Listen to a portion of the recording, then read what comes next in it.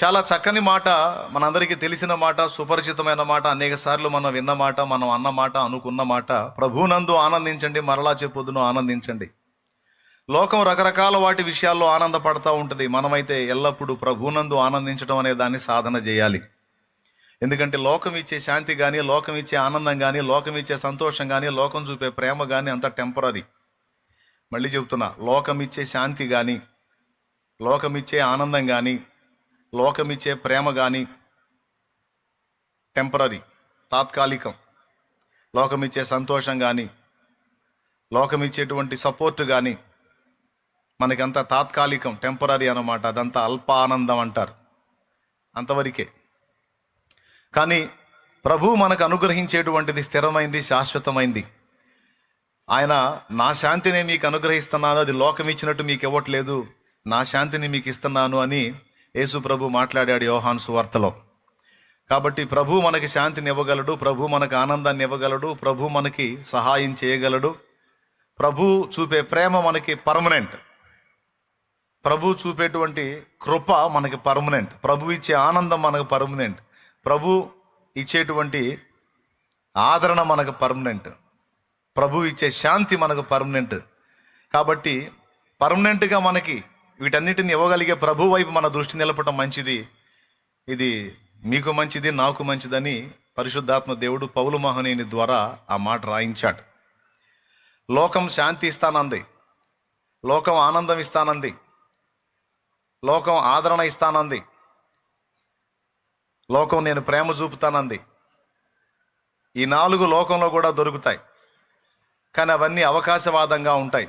వారి వారి అనుకూలతలను బట్టి మాత్రమే మనకు దొరుకుతాయి. పరిస్థితులు తారుమారైనప్పుడు మొత్తం ఆవిరైపోతాయి. కానీ దేవుడిచ్చేది అలా కాదు, దేవుడిచ్చేది స్థిరమైంది. పరిస్థితులను బట్టి అది మారిపోదు. దేవుని ప్రేమ మారిద్దా? మారదు. దేవుడిచ్చే శాంతి, ఆనందము, సమాధానం, ఆదరణ అన్నీ కూడా స్థిరమైనవి. అందుకే దేవుని వైపు చూడండి, దేవునిలో ఆనందాన్ని వెతుక్కోండి, దేవునిలో సంతోషాన్ని వెతుక్కోండి, దేవునిలో శాంతి వెతుక్కోండి, ప్రభు అయిన యేసుక్రీస్తునందు ప్రేమను వెతుక్కోండి. అది మనకి శాశ్వతమైనది, స్థిరమైనది, అది మోసగించదు, అది వంచన చేయదు, అది మన పరిస్థితులు మారినప్పుడు మారిపోదు. ఇప్పుడు లోకం చూపే ప్రేమ మన పరిస్థితులు బాగున్నప్పుడు బాగా మిక్కటంగా ఉంటుంది, మన పరిస్థితులు తారుమారైనప్పుడు అది ఆవిరైపోయిద్ది. కానీ యేసయ్య ప్రేమ మన పరిస్థితులు బాగున్నప్పుడు మితంగా ఉన్నా, మన పరిస్థితులు తారుమారైనప్పుడు అది ఇంకా ఎక్కువైద్ది.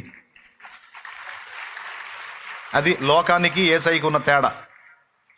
ఏమైనా అర్థమైందా నేను చెప్పింది? ఇప్పుడు మన దగ్గర సౌండ్ బాగుండి మన వల్ల ఇతరులకు ప్రయోజనం ఉన్నప్పుడు అందరి దగ్గర నుంచి మనకు ప్రేమ లభించింది. మన పరిస్థితులు తారుమారైపోయినప్పుడు వాళ్ళ ప్రేమ కొరవడిద్ది. ఎందుకంటే మనం పనికొస్తేనే ఎవరైనా లైక్ చేయగలుగుతారు, లవ్ చేయగలుగుతారు. పనికి రానప్పుడు అందరికీ బరువే, సర్దుకుంటారు, మరుగైపోతారు. కానీ మన పరిస్థితులు మారినప్పుడు యేసయ్య ఇంకా దగ్గర అవుతాడు, మరి ఎక్కువ ప్రేమ చూపిస్తాడు. పరిస్థితి మారినప్పుడు లోక ప్రేమ ఆవిరైపోతే, అదే పరిస్థితి మారినప్పుడు యేసయ్య ప్రేమ మిక్కటం అవుతుంది. అలాగే అన్ని విషయాల్లో కూడా మీరు ఆలోచించుకోవచ్చు. కాబట్టి పరిస్థితులు మారినప్పుడు ఇంకా ఎక్కువ అయ్యేటువంటి ప్రేమ కలిగిన యేసయ్య మనకు అవసరం. ఆయనతో మన అనుబంధం స్థిరం, శాశ్వతం. కాబట్టి లోకంలో ఆనందం, లోకంలో శాంతి, లోకంలో ఆదరణ, లోకంలో ప్రేమని వెతకటం రైట్ కాదు. మన యేసయ్యలోనే ఈ 4 వెతుక్కోవటం మనకి ఎంతైనా ఉత్తమం. ఈ 4 విడగొట్టి ధ్యానిస్తే ఒక అంశం, తెలివైన వాళ్ళు రాసుకుంటే దేవునికి స్తోత్రం. అర్థమైందా? ఈ 4 విషయాలు విడగొట్టి రాసుకుంటే ఇది ఒక అంశం.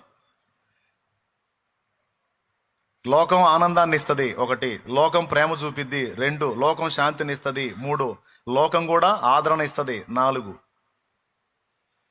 కానీ లోకం ఇచ్చే శాంతి ఎంతవరకు? సినిమా హాల్కి పోతే 3 గంటలు సినిమా చూస్తాడు, లేకపోతే మద్యపానం షాపుకి వెళ్తే తాగాడంటే ఒక నైట్ అంతా నిద్రపోతాడు ప్రశాంతంగా. కానీ తెల్లారిన తర్వాత మళ్ళీ అశాంతి స్టార్ట్ అయ్యిద్ది వాడికి. సినిమా చూసిన 3 గంటల సేపు వాడికి ప్రశాంతంగా ఉన్న, అయిపోయిన తర్వాత అశాంతి స్టార్ట్ అయ్యిద్ది. ఓకే? కాబట్టి లోకం ఇచ్చింది శాంతి, అది స్థిరమైంది కాదు, అల్పమైంది. కానీ యేసయ్య మనకు తోడై ఉన్నాడు అన్న ఒక విషయాన్ని మనం విశ్వసించగలిగితే, యేసయ్య ద్వారా మన హృదయంలోకి ఏర్పడేటువంటి శాంతి ఎంత స్థిరం అంటే అది పెను తుఫానులు లాంటి శోధనలు వచ్చిందా మనం లెక్క చేయకుండా ఢీ కొట్టడానికి ఉపయోగపడింది. అది మారదు. మందేసుకొని తాగుబోతాడు నిద్రపోతే ఆ మత్తు ఉన్నంత వరకు వాడికి ఏం అర్థం కాదు. అది దిగిన తర్వాత మళ్ళా బాధలేగా. కాబట్టి అది లోకం ఇచ్చే శాంతి అల్పమైంది. కానీ యేసయ్య నందు విశ్వాసము ద్వారా యేసు నుండి మనం పొందే శాంతి పెను తుఫానులో కూడా ప్రశాంతతనిస్తుంది. తెల్లవారితే శిరఛేదం అయిద్దో, ఉరి తీయబట్టమైద్దో, ఖడ్గం చేత చంపబడటం అయిద్దో తెలియదు పేతురికి. తెల్లవారితే రేపటి రోజున శిక్ష విధింపబడిద్ది అనే సంగతి తెలిసినప్పుడు ఈ నైట్ ఎవరైనా నిద్రపోతారా? కానీ మీరు అపోస్తల కార్యం 12 ఇంటికి వెళ్ళి చూసుకోండి. స్పీడ్గా తీయగలిగితే ఇప్పుడే చూసుకోవచ్చు. అక్కడ ఏం రాస్తుంటుందో తెలుసా? తెల్లవారి అతనికి ఏం శిక్ష పడిద్దో తెలియని స్థితిలో పేతురు ఉండగా, పేతురు అయితే చెరసాలలో 16 మంది సైనికుల మధ్య ఆదమరిచి నిద్రపోయాడట. నిజంగా ఎంత నిద్రపోయాడంటే దేవదూత వచ్చి అతన్ని తట్టి లేపి తీసుకెళ్లి బయటికి విడుదల చేసినా కూడా దర్శనం అనుకుంటున్నాడు, కళ అనుకుంటున్నాడు, కానీ రియల్గా దూత వచ్చి తీసుకెళ్లాడన్న సంగతి తెలియదు ఆయనకి. అసలు అంత గాఢ నిద్ర ఎట్లా పట్టింది ఆయనకి? తెల్లారితే సావు మూడిందన్న సంగతి తెలిసి కూడా ఎట్లా నిద్రపోయాడు? అదే యేసయ్య ఇచ్చే శాంతి అంటే. ఎందుకు అంత శాంతి వచ్చింది, ఎందుకు అంత రిలాక్స్ వచ్చింది, ఎందుకు అంత నిద్రపోగలిగాడంటే పేతురుకు తెలుసు, నా ప్రభు సెలవు లేకుండా నన్ను ఎవడో ఏమీ చేయలేడు. ఎవడైనా నన్ను ఏదైనా చేయడానికి ముందుకు వచ్చాడంటే అక్కడ నుంచి ఆజ్ఞ జారీ అయితే తప్ప ఇక్కడ నా వెంట్రుకను కూడా ఎవడో కదిలించలేడు అన్న సంగతి పేతురుకు తెలుసు. కాబట్టి గురకబెట్టి నిద్రపోయాడు. అది విషయం. ఇప్పుడు చాలామంది నిద్రపట్టక జుట్టు పీక్కుంటారు. ఎందుకో తెలుసా? నా ప్రభు చిత్తం లేకుండా నాకు ఏది జరగదు, అన్నీ ఆయన చూసుకుంటాడని నమ్మలేని వాళ్ళు నిద్రపోరు. వీళ్ళే పండుకొని ఆలోచిస్తూ ఉంటారు, గుడ్లు మెటకరించి చూస్తా. కాదు నా తండ్రి ఉన్నాడు, నా తండ్రి చూసుకుంటాడు, నేను ఆయన ఎరుగుదును, ఆయన యందు నేను విశ్వాసం ఉంచి ఉన్నాను, ఆయన తన శాంతిని నాకు అనుగ్రహించాడు, నీవైతే విశ్రాంతిలో ఉండన్నాడు, నేను చూసుకుంటాను అన్నాడు, నా ప్రభువే చూసుకుంటాడు అనుకున్నాడు. శుభ్రంగా అంత తిని హల్లెలూయా అని స్తోత్రాలు చెప్పుకొని ఒక పాట పాడుకొని నిద్రపోతాడు శుభ్రంగా. అది దేవుని యందలి విశ్వాసాన్ని బట్టే కలిగే శాంతి. ఆ శాంతి పేతురు పొందాడు, ఆ శాంతి పౌలు పొందాడు కాబట్టి ఆయన హ్యాపీగా ఉండి మనలో కూడా హ్యాపీగా ఉండమన్నాడు. దేవునికి స్తోత్రం కలుగును గాక. లోకస్తుల ఆనందాన్ని చూసుకుందాం, మన దేవుడిచ్చే ఆనందాన్ని చూసుకుందాం. ఇప్పుడు 2 అయిపోయినాయి. ప్రేమ, మన దగ్గర డబ్బులు ఉంటే లోకస్తుల ప్రేమ. పుష్పటాక్ అయితే ఒక్కడు కూడా కనపడ్డు. మనం ఈ బజార్లో ఉంటే ఆ బజార్లో ఉండిపోతుంటాడు. వీడి కనపడితే అప్పు అడుగుతాడేమో అని ఎవడు బాధ వాడిది. దేవునికి స్తోత్రం. అలాగే లోకం ఇచ్చే శాంతి మత్తున్నంత వరకు, లేదా ఆ సినిమా చూసినంత వరకు, లేదా ఆ కాలక్షేపం చేసినంత వరకు కాసేపే, తర్వాత మళ్ళా వ్యధే. కానీ యేసయ్య ఇచ్చేది, డబ్బు ఉన్నప్పుడు మితంగా ఉన్న యేసయ్య ప్రేమ, డబ్బును కోల్పోయి బీదలమైపోయి దీనులమైపోయి వ్యాధిగ్రస్తులమైపోయి సమస్యలో ఉన్నప్పుడు ఆ ప్రేమ మళ్ళీ ఎక్కువైపోతుంది. అలాగే శాంతి విషయంలో కూడా యేసును బట్టి మన హృదయంలో కలిగిన శాంతి ఎంత పర్మనెంట్ అంటే పెను తుఫాను లాంటి శోధనలు వచ్చినా లెక్క చేయం. ఎందుకంటే అన్నిటినీ అడ్డగించి మనల్ని తప్పించే జీవము కలిగిన దేవుడు మనకు తోడై ఉన్నాడన్న విశ్వాసం. 2, మూడవది లోకమిచ్చే ఆనందం, దేవుడిచ్చే ఆనందం. లోకస్తులను చూడండి, ఏదన్నా మంచి జరిగినప్పుడు వాళ్ళని పగ్గాలు ఉండవు. ఎంత సంబరాలు చేస్తారో, ఎంత హడావుడి చేస్తారో, ఎంత ఆనందపడతారో. కొద్దిగా ప్రతికూలత వచ్చిందంటే ఒకడి మొఖాన కూడా నవ్వు ఉండదు. కానీ ఒక సత్క్రైస్తవుడి జీవితం అలా కాదు. ఆనందం కలిగినప్పుడు ఆనందంగానే ఉంటారు, శ్రమ కలిగినప్పుడు కూడా వారి పెదాల మీద చెరగని చిరునవ్వును అలాగనే కలిగి ఉంటారు. ఎందుకో తెలుసా? శ్రమ కలగక ముందు దేవుడు ఉన్నాడు, శ్రమ కలిగినప్పుడు కూడా మరి నిశ్చయముగా నా దేవుడు ఉన్నాడన్న విశ్వాసాన్ని బట్టి వారు ఆనందాన్ని కోల్పోరు, మనశ్శాంతిని కోల్పోరు, విశ్రాంతిని కోల్పోరు. అది విషయం. అర్థమైందా? సర్వకాల సర్వావస్థల యందు ఒకే విధంగా ఆనందించగలుగుతారు. ఎవరండి? దేవునిలో ఉన్నవాళ్ళు, దేవుని మీద ఆనుకున్నవాళ్ళు, ప్రభువులో ఆనందాన్ని ఎత్తుక్కున్నవాళ్ళు. లోకమిచ్చే ఆనందం అల్పమైంది. అప్పుడే పండగ చేసుకుంటారు, మరుసటి రోజే తన్నుకొని రోడ్డు ఎక్కుతారు. అప్పుడే కుటుంబం అంతా కలిసి చేతులు బట్టి మా ఇల్లంతా పండగని పాట పాడతారు. మళ్ళా 3 రోజుల్లోనే మొత్తం తన్నుకొని ఎవడు కాపురం వాడు పెట్టుకుంటారు. అంతా అంతే, లోకం అంతా, దాని ఆనందం అంతా మాయ. కానీ దేవుడిచ్చే ఆనందం స్థిరమైంది. అది అన్ని సమయాలలో, పెను తుఫానుల్లో ఒకే రకంగా ఉంటుంది, నిమ్మళమైన పరిస్థితిలో ఒకే రకంగా ఉంటుంది. ఆ పెదవుల మీద చిరునవ్వు చెరగదు.